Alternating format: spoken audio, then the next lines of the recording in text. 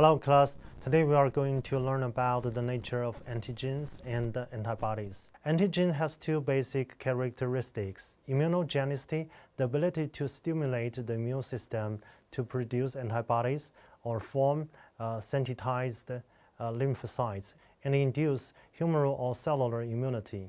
Immunoreactivity, the ability to specially bind to corresponding antibodies and sensitized lymphocytes to cause an immune response.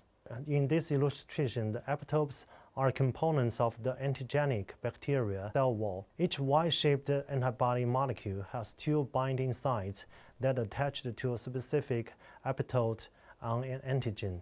Antibodies recognize and react with antigenic determinants or epitopes on an antigen. A hapten is a molecule too small to stimulate antibody formation by itself. By combining with a larger carrier molecule, the hapten and its carrier form a conjugate that can stimulate an immune response. The epitopes are components of the antigen bacterial cell wall. Each Y-shaped antibody molecule has two binding sites that attach to a specific epitope on an antigen. This is its chemical composition. Structure of a typical antibody: the Y-shaped molecule is composed of two light chains and two heavy chains linked by a sulfide bridge. Most of the molecules is made up of constant regions, which are the same for all antibodies of the same class. The amino acid sequences of the variable region, which form the two antigen binding sites, differ from each B cell. The stem of the Y-shaped antibody monomer is called the Fc region, so named because when antibody structure was first being identified, it was a fragment that crystallized in cold storage. These Fc regions are often important in immunological reactions.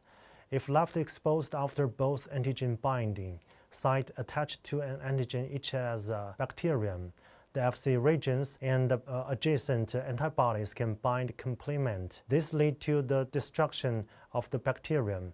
Conversely, the Fc region may bind to a cell, leaving the antigen binding site of adjacent antibodies free to react with antigens. Smallest and most abundant immunoglobulin are monomers, but they can also assume some different sizes and arrangements. The five classes of IgS are designated IgG, IgM, IgA, IgD, and IgE.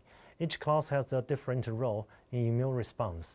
The name IgG is derived from the part of blood called gamma globulin that contains antibodies. IgG accounts for about 80% of the antibodies in serum. In regions of the inflammation, these monomer antibodies readily cross the walls of blood vessels and enter tissues, fluids. Maternal IgG antibodies, for example, can cross the placenta and confer passive immunity to the fetus. They protect against the circulating bacteria and viruses, neutralize bacterial toxins, trigger the complement system, and when bound to antigens, enhance the effectiveness of phagocytic cells. Half-life is 23 days. IgM is the first immunoglobulin made during B-cell maturation, and the individual IgM monomers are expressed on B cells, serving as the antibody component of the BCR. Pentameric IgM is secreted into serum during primary antibody response. IgM tends to remain in the bloodstream, where it agglutinates bacteria, activates components by the classical pathway, and enhances the ingestion of pathogen by phagocytic cells. IgA accounts for only about 13% of the antibodies in serum, but it is by far the most common form in mucous membranes and in body secretions such as mucus, saliva, tears, and breast milk. The form of IgA that circulates in serum, serum IgA, is usually in the form of a monomer. The most effective form of IgA, however, consists of two connected monomers that form a dimer called secretory IgA. This is essentially important in resistance to intestinal and respiratory pathogens. Because IgA immunity is relatively short-lived, the length of immunity to many respiratory infections is correspondingly short. IgD antibody make up only about 0.02% of the total serum antibodies. Their structure resembles that of IgG molecules.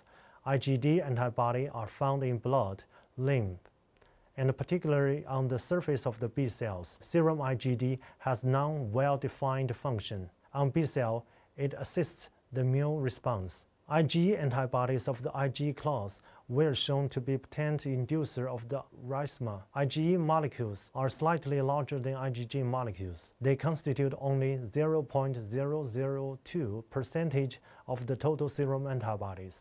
IgE molecules bind tightly by their Fc regions to receptors on the master cells and basophils, specialized cells that participate in allergic reactions. The four phases of a primary antibody response correlated to the clonal expansion of the activated B cell, differentiation into plasma cells, and secretion of the antibody protein.